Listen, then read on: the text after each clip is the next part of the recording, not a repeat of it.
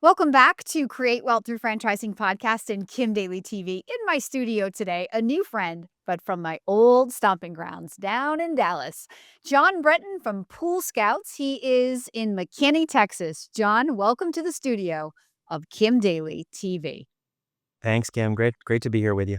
I'm excited that you're here. So, John is here to share his story of transforming his life through franchising. And so, John, take us back to what was happening in your life when you first decided, I think I want to do something different, and you thought about a franchise business. Yeah, absolutely, Kim. I had worked for a number of startup companies. I thought that would kind of satiate my need to be involved in starting a business and a chance to have some ownership. So I'd always have some shares, and those shares ended up never working out the way that they were promised. And so I bounced around from tech startup to tech startup, and at the end of each of those rides, the music would stop, and there wouldn't be a chair for me or for the whole team, or the investors would get sour, and it never worked out the way that I thought. Had some great runs, worked for some cool companies, marketing and technology and video companies. But at the end of the day, I really wasn't in control of my own destiny. And so as I got to be close to 40, I said, I'm going to have to do something differently here. And borrowed a play from my dad's playbook. He, after having something similar in retail, started his own business, and he ran it for 30 years. And it was a complete change in the trajectory and in the family at that point once everything got going. So I saw the potential there. Did your dad start a franchise too? He started a business. He started his own independent shoe store. So we started in 800 square feet in Old Town Alexandria. I was employee number two. And then I quickly realized, working 18 hours a day with my dad, that wouldn't work. And so I went away to college, went to graduate school, and then I stayed in Atlanta. He stayed in Virginia. And my brother ended up taking over the business. He bought it out about 4 years ago. Amazing. So, you really got the entrepreneurial bug from your dad. Yeah, for sure. I saw how hard he worked, and I saw he decided to bet on himself rather than, just go along with the corporate, life. And it was a huge change in the family. Yeah, it took years of hard work, but it definitely paid off. And yeah. Let's talk a little bit about those changes. Like, what were some of the actual changes that you felt as a child, in a home now where dad no longer worked for a salary and he was his own boss? Yeah, I mean, my dad, when he was working for corporate America, he'd be on the road quite a bit, buying trips to Asia, to Europe. So he'd be gone for 3, 4 weeks at a time. So he'd probably spend half of the year on the road. And as an entrepreneur, he was working out of the house. So he was there every day, all day, every day for the first few years. So we went from having one parent to having two parents, and we went from seeing dad, make other people wealthy, to building wealth for our family. And we just went from, yeah, we went from really seeing how, he everything that he learned for 30 years in an industry and applying it to himself and his own business. So it was just really cool to see. So I learned how to fish, from dad, and I decided to go fishing on my own. Before we talk about why you chose Pool Scouts, I want to go back to you being in tech startups. So that's a very risky proposition, I think, for a lot of people. They're like, to your point, are you going to be the lucky one that makes it? So you seem to have a higher tolerance for risk probably than the average person. Would you say that that's a true statement?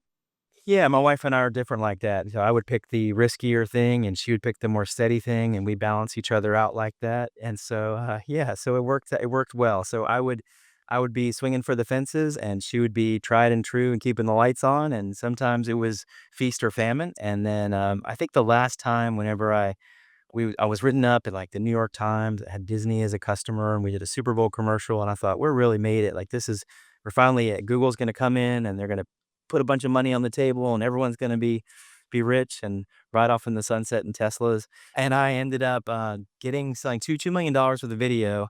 And then they merged with a company out of Italy. And then a week later, they laid off the entire company. A lot of the employees in the company couldn't even get their headphones or laptops. They just put chains on the doors. And so it was just like, it was devastating to have the rug just pulled out from under you. And that had happened multiple times. So that was just the straw that broke the camel's back. I got to go back to the comment about the wife. So your wife, so what does she do for work?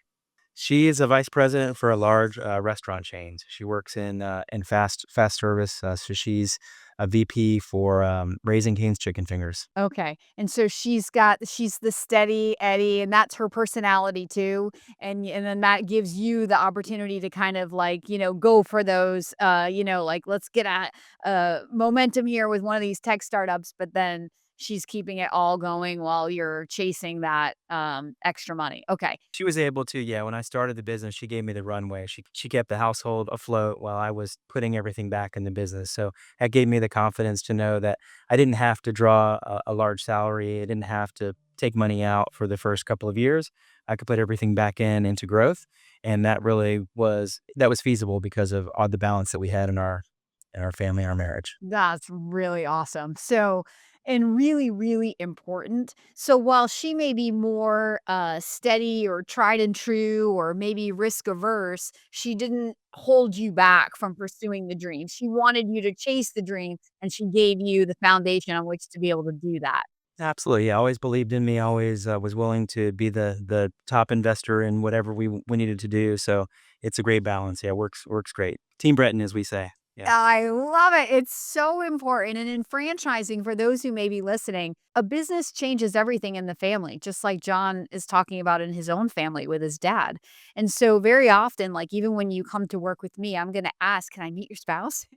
Even if your spouse doesn't want to be a part of the business, I want to meet your spouse. I want to know that they're supportive of you, that, or if they're not, if they're more risk averse or worried, that they have the opportunity to ask their questions to me. Take yourself out of that middle position, bring your spouse in and give them the respect and the time to go through the process with you, to ask their own questions, to go through their own kind of emotional and learning curve that helps them arrive at the same conclusion as you, or to be a sounding board for you to, bounce ideas off of. It's very, very important. So lucky for you, John, that you had that. Okay, so now let's get to the point where you're in high tech startups and you invest in pool scouts. So this is going to be interesting. What were the characteristics of the pool scouts business that attracted you?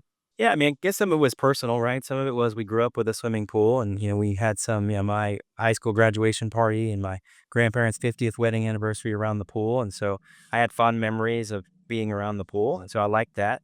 And then when I looked at whether it was a tax franchise or a personal training franchise or a tutoring franchise or you name it, you're selling slushies at the rodeo, I looked at all different kinds of businesses. I went to a franchise summit. I met a bunch of different brands, but pool was something, a pool business, the pool industry was something that was interesting to me. It wasn't tax accounting, and it wasn't tutoring, and it was fun, and it was also something that in McKinney, Texas, is kind of essential to having an enjoyable life. So it was a lifestyle brand. It had a good logo. It had good leadership. They had good values, good support, right? So all the kind of things that would hold you back, they weren't issues. Some of the others had elements of it, but to me, this had the most of what I was looking for.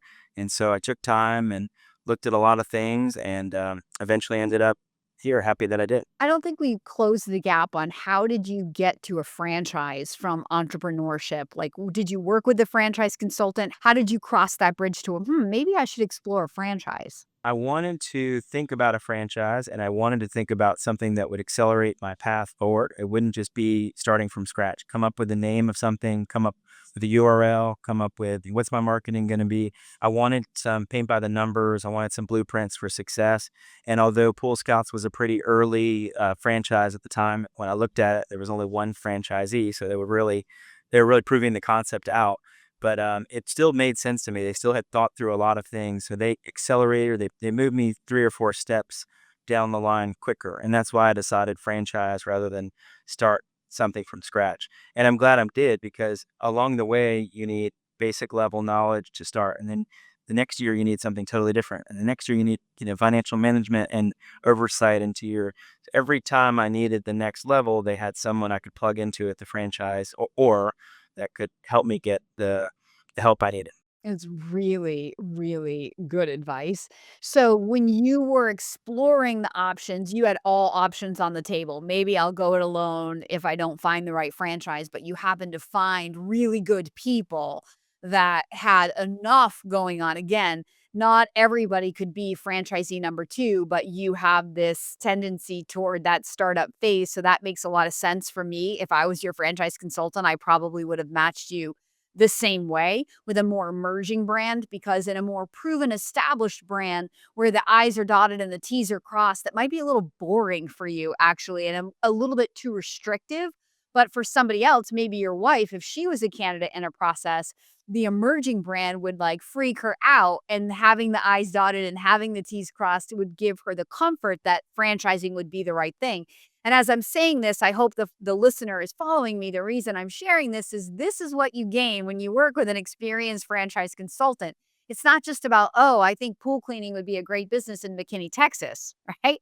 It's more about the relationship and the people and the why you're doing it than the what that you're doing. The what you're doing kind of starts to like matter less and less the deeper you get into this process of trying to figure out, is franchising the right thing for you and who are the right people for me?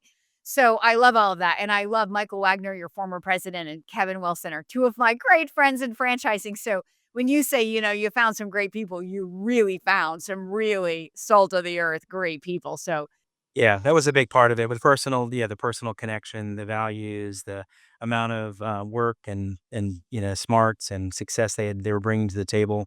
I recognized that, and I recognized that was unique in Pool Scouts, and it wasn't available in some of the other places I looked. So that gave me a lot of comfort too. And so now you say this very astute comment that in year 1, you needed one level of coaching, and then in year 2, a new level of coaching. So if you're out there on your own as an entrepreneur, right, you are like a one-man band, and you gotta know it all and be it all and do it all and figure it out on the fly. But in the franchise, you have people who are ahead of you, who can train you, and they can train you with hindsight, and they can be what you need at all these various levels. So how many years have you been in the business? I started in May of 2018, so about 7.5 years. Okay, so you've been in for 7.5 years. Congratulations. And talk a little bit about that growth and the success that you've had, and maybe even some of the lessons that you've learned as you think about the last 7.5 years of your life. So, like you said, we need different support and different role models and different help along the way. And then as you look at, you want to set the foundation to build. So when my dad started the first store, he called it L1, location one. I was like, Dad, why are we calling it L1? We've got 800 square feet. There's only one. He said, because we're building an empire, right? And so you got to think about the foundation when you get started. Do I want to replace my income? Do I want to have a large business? Do I want to have a big impact on the communities that I serve? Do I wanna have really, a place I wanna go to a place that I'm proud to go to work, and a place that, can make a difference. So, I thought about those things when I was building it, and so I didn't want to, start off too small. I wanted to start off with growth and kind of where I wanted to end up in mind. And along the way, different, opportunities, I've had a couple of acquisitions that I've made, and now I'm really in the mode of, not running the business that I have, but really getting the business set for where I want to go. And so I've just added another 100 customers. I've just acquired another area. I've just added another location, so a second warehouse. So really, we're staging our growth and setting ourselves up for the next 5 years now, making current investments that'll give us that opportunity that we're looking for. For those listeners, are you thinking what I'm thinking? Right? Like pool cleaning? He acquired somebody else's pool cleaning business and added in 100 customers in one little deal. Like, this is what we're talking about when we're like, what's the difference? Why do I need a franchise for pool cleaning? I could just go start that business on my own, right? Like, I hope even just by some of his comments, sort of in passing about what he's doing, where his focus is, that you start to perk up like a dog and go, "Oh, wow, this could be a multi-million dollar business." Yeah. So how many, trucks do you have out on the road now? I've got 16 trucks on the road, and what I shared with Kevin recently at convention was, yeah, I'm 50. If I can do this for 20, stay healthy and do this for 20 more years, maybe not as active as I am now, but 10% compound growth, we'd be at a $10 million business with $2 million in EBITDA, and that would be a pretty nice place to take the business. So 16 vehicles, 21 employees. Amazing. What do you say to those people out there who say, "Why would you wanna own a business like that? How do you find people? Nobody really wants to work hard." There are some incredible people out there. You do have to kiss a lot of frogs to find a prince, but when you find them, it's a game changer. So I've got some excellent people. I've got great people at the beginning level. I've got great people in the middle level. I got great people that know way more about this business and this industry than I'll ever know. And so I have to find people that kind of help me at every step of the way. There's a lot of stuff I don't know, and I got to have great people. And I've been really fortunate. Definitely made some bad hires, but there are great people out there that you can Well, rely on. that's like part of the learning curve, right? You only know they're quote bad hires because you've had good hires, right? Like you don't know what you don't know until you do it. And then you realize, oh, okay. And then you get smarter. That's like a very common thing that I hear every single day when I'm interviewing. Just this morning, I did a consultation this morning and I heard that. And I'm like, what if that's just a limiting belief? Like, what if you could believe that you could be the boss who could attract good help to you and that people would love to work for you? And he kind of like thought, well, that sounds interesting. I'm like, yeah, let's think like that because that's the prosperity mindset right there. I'm guessing that people love to work for you. I just got invited and honored to asked to officiate one of my part-time employees' weddings. So when you get those kind of opportunities, it's a huge sign of success that I'm leading the right kind of business, leading with integrity, honoring my people, taking good care of them, and that they are very loyal to me. And yeah, you mentioned a good point too, Kim, a minute ago about those self limits that you put on yourself. We had never done 200,000 in a month. And then in July, when we did it, I said, think back to when no one could run a 4-minute mile. Roger Bannister did it. Then everybody could do it. Everyone believed they could do it. I was like, that's the new floor for us. Everything is above 200,000 going forward. Now that we broke through that mark, we're just going to continue onward and upward. I love it. Listeners, lean in. Did you hear him say he had a $200,000 month? Now that's the benchmark. That becomes every month revenue. So if you're out there thinking, why do I need a franchise for pool cleaning? This could be why. Okay. I was listening when you were talking, and I want to go back to the idea of like some of the lessons you've learned. Like, take us back from the tech startup world to the franchisepreneurship world, just to sort of make that contrast. 7.5 years in, after however many years you were in tech startups, what are some of the key advantages that you really live now as a franchisee in control of your destiny that you were hoping for and wishing for, but that never came true? Yeah, I mean, I can have the values that I want. I can, have the culture that I want. It's really hard to do that as an employee. You can be a culture maker, but ultimately the CEO, the president, they're going to be the ones really driving that. And so this gives me the ability to say, okay, this is what we stand for. These are our three C's: communication, competence, and connection. These are the values that we uphold. This is the way we treat our customers. And so I can weave in some of my own personality and some of my own beliefs into my own business. I can't do that so much in the tech startup world and working for other people. I kind of have to run their plays. And so when I got a chance to do that, it was very refreshing. It was hard in the beginning of knowing what exactly you wanted to do, but it takes shape.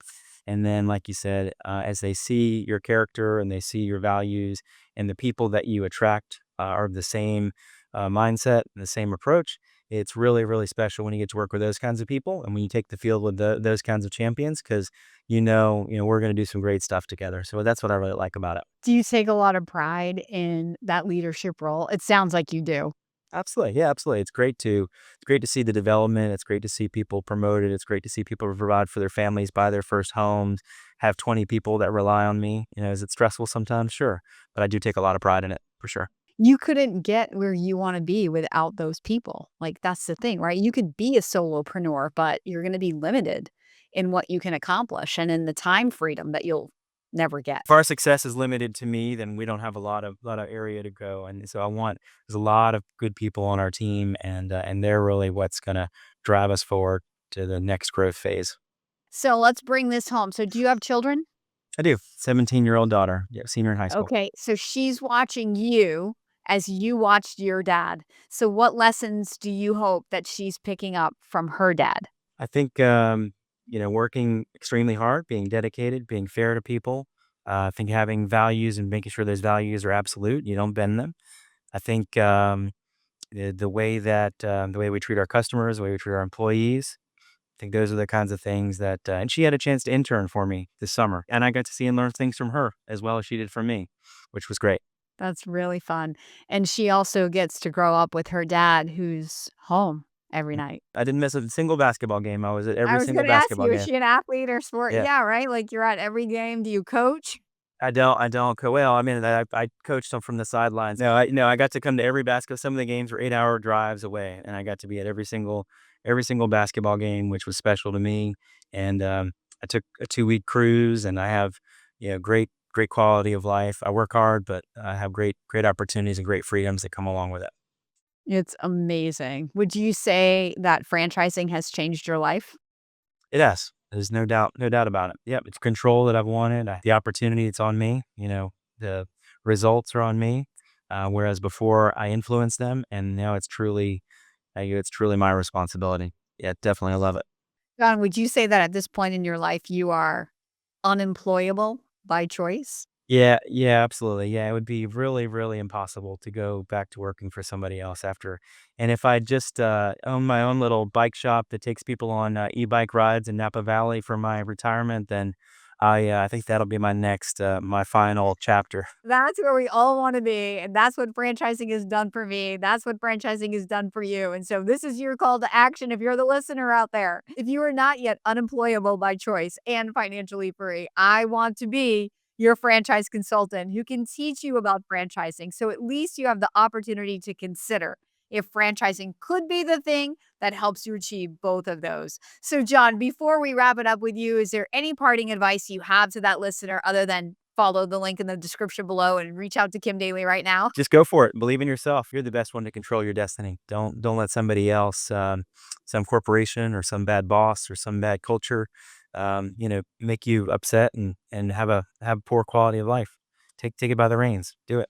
It's awesome. Thank you so much. And like we all think that owning a business is about the money and the freedom and all the things, but if you really zoom out and you really listen to the core of this conversation, one thing I'm taking away, which I just know to be true from my own experience, is business ownership is the best adult playground. This is where we get to see who we're made of, where we get to refine ourselves, we get to develop new skills, we get to test our patience, our everything, right, John? And when I say unemployable by choice, the real joy is that you know how to be successful and how to survive for you because you've built the skill. And so take it away because I'll go do it again. And that's the security and the peace of mind that everybody wants. And the only way to get that is to get in the game and to start failing forward. It's not going to all happen even if you're everything is life is easy for you. It has to be challenging. You have to have the bad hires to get to the good hires, right? You have to fail forward in order to grow that muscle and understanding that then gives you the peace of mind and the confidence that leads to that personal development. And ultimately, that's what I believe everybody's after. And I think franchising is just an amazing place for all of that to happen. John, thank you so much for sharing your story and being so inspirational, even for Kim Daly today. It was a super pleasure to meet you. Absolutely. It was wonderful meeting you. Anytime. Really enjoyed it. Wish you all the best. Thank you so much. Well, for those who are on the sideline, if you're ready to get in the game and find yourself 100% unemployable and totally financially free because of franchising, Kim Daly wants to be your franchise consultant and your daily coach. Follow the link in the description right now because I can't wait to meet you.